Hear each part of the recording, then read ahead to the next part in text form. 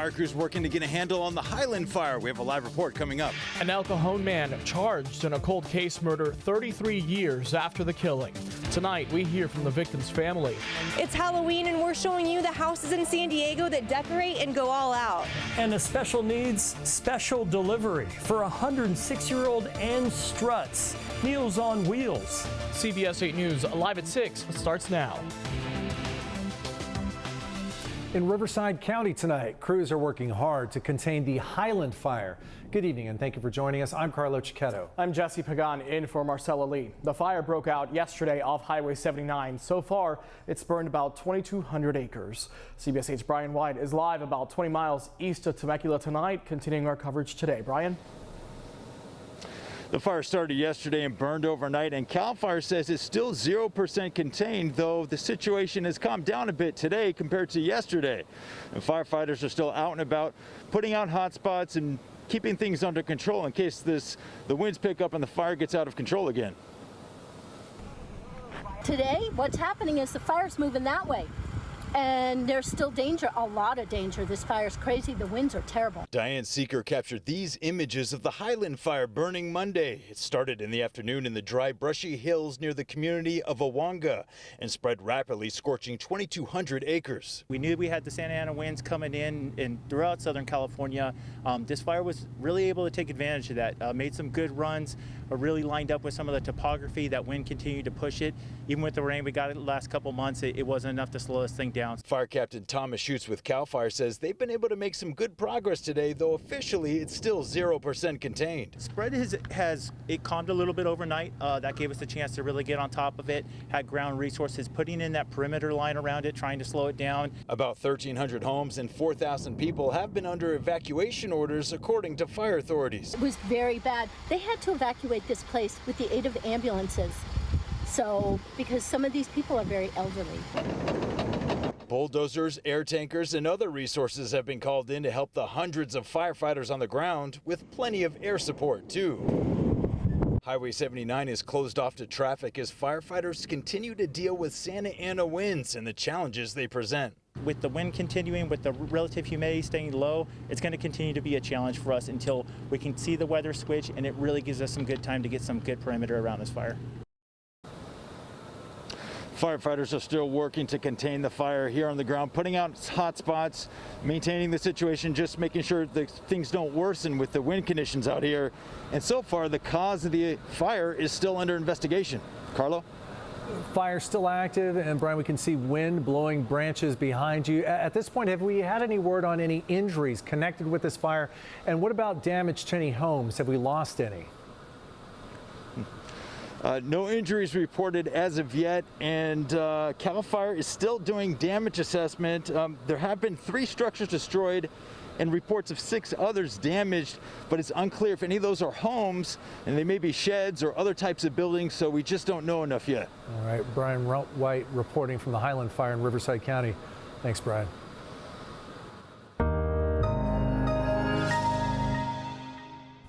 We know how dry Santa Ana conditions can fuel fires in our area. Yeah, Chief Meteorologist Carlene Chavis is joining us with your microclimate forecast and the latest on those winds. Carlene. Yeah, the winds are actually calming down. They're still picking up some speed out there, but we have that wind advisory, and that expires in less than 2 hours. So we're on the downward trend, and that will keep going all the way into the start of the weekend. But here's something else you need to keep in mind, is the fact that we will still have some dry conditions out there and some warmer than usual temperatures all the way into the start of the weekend. When it comes to our current wind speeds, we got 10 miles per hour. That is for Ramona, 20 miles per hour just towards the southwest of Julian, and those gusts. Now, we did have 50s and 60s earlier today. We're now looking at 34 miles per hour in Alpine, which maxed out at 58 miles per hour last night. So things are on a downward trend. We also have some gusts that are picking up into the teens right now for Escondido and for Poway. And if you have been with us throughout the early evenings, you'll notice that you no longer have that red right along the coastal mountain slopes where we had those gusts that were into the 40s over the last couple of hours. So the wind advisory will expire at 8 p.m. for tonight, so less than 2 hours from now. But something else to be mindful of, air quality alert has been issued. And that's because you do have these winds that are coming out of the east and also the northeast, and so even some of the particulate matter and some of the smoke from that fire that Brian is at, the Highland Fire, could actually filtrate into our county. So as a result, we could be dealing with reduction in air quality. We'll go ahead and take a look at your complete forecasts coming up. Carlo? Thanks, Carlene. And remember, you can get the latest forecast and have weather alerts sent right to your phone. Just download our free CBS 8 app or head to cbs8.com. Tonight, no bail for a University City high school teacher accused of trying to pay a teenager for sex. A judge made that ruling earlier today. Federal prosecutors say 58-year-old Sean Stevenson sent multiple text messages to an undercover officer who was posing as a pimp. So far, none of the accusations against Stevenson involve any students or the school where he was employed. The suspect in a cold case murder from 33 years ago was supposed to appear in court today, but at the last minute, his arraignment was put off. CBS 8's David Goffredson was in court and talked with the victim's niece. The body of 47-year-old Margaret Jackson was found off Scripps Ranch Boulevard with a rope around her neck in 1990. Initially, the woman was unidentified until investigators went on television and described a tattoo on her hip. The victim's niece spoke outside court. We were watching the news, and they were talking about they had found a body of a Jane Doe, and she had no identification on her, but the only way they could describe her is that she had a tattoo on her thigh that said Tommy. And as soon as my mom heard that, she yelled out, "Margaret, it's my sister Margaret." 62-year-old Randall Euler was scheduled to be arraigned Tuesday, but the hearing was continued at the last minute after the defendant fell and injured his head in a court holding cell. Now the victim's family will have to wait a little bit longer to see him in court. We're finally going to get to learn who he was. I don't know if we'll learn why, but it'll bring closure to my family. Early on, the investigation into Jackson's death was handed off to a serial killer task force looking into more than 40 murders involving young women and prostitutes found strangled across San Diego County. Here's what a spokesperson for the task force said in 1990. It is quite possible that she's a prostitute. And the other similarity is the fact that she was strangled.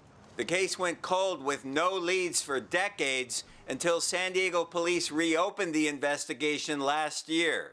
It's unclear what led them to arrest Euler. I spoke to the defendant's granddaughter, who told me Euler is homeless and only occasionally stayed with his son in this El Cajon apartment complex. I don't have hatred in my heart for this man. It's just sad. So now Euler is set to be back in court again tomorrow for arraignment, assuming he recovers from his injuries. I did speak to the DA's office, and they said he faces 25 years to life if convicted of murder. At the downtown courthouse, David Gottfredson, CBS 8. Thanks, David.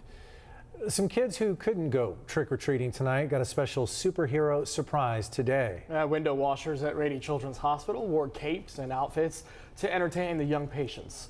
There was Spiderman, of course, Captain America, and a few others. It was a way to help bring Halloween to the kids and help them forget for a little while about being in the hospital. Little Spider-Man high five there. Still ahead tonight, the internet is flooded with claims that House Speaker Mike Johnson holds extremist views. We verify. Plus, it may be Halloween, but don't tell these Santas. They've already put at the top of their wish list this year. And up next, a pilot spends the night on the wing of his downed plane.